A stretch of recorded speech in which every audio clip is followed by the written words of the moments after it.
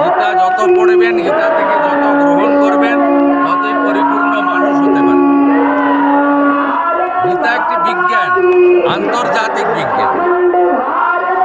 আমি 23-এও অংশগ্রহণ করেছিলাম, আজকেও অংশগ্রহণ করলাম। তাছাড়া আমি সাত্বিক পরিবার থেকে আসি। আমার শালগ্রাম, শিলা, তুলসী, গীতা, রামায়ণ, মহাভারত, বেদ, উপনিষদ এগুলো পড়তে হয়, জানতে হয়। কিছুটা আমরা ত্রুটিযুক্ত মানুষ, কিছুটা শেখার চেষ্টা করি। শুভেন্দু দা, তৃণমূল কংগ্রেস তারা বলছে এটাও নাকি রাজনীতির একটা অংশ।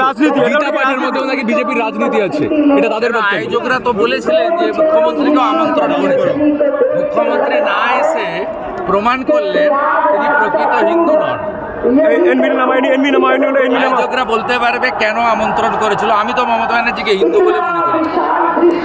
আমি তো ওনার সঙ্গে কাজ করেছি এবং ওনাকে পরিত্যাগ করেছি, হিন্দু বাড়ির ছেলে হিসাবে পরিত্যাগ করেছি।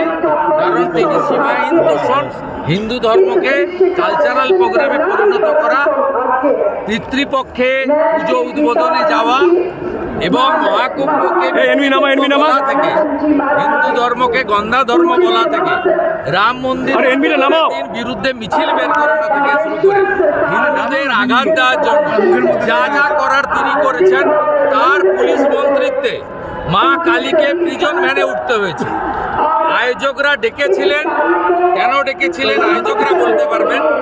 আমি মনে করি মমতা ব্যানার্জি হিন্দু নন, হিন্দু রীতিনীতি শাস্ত্র বিরোধী। তিনি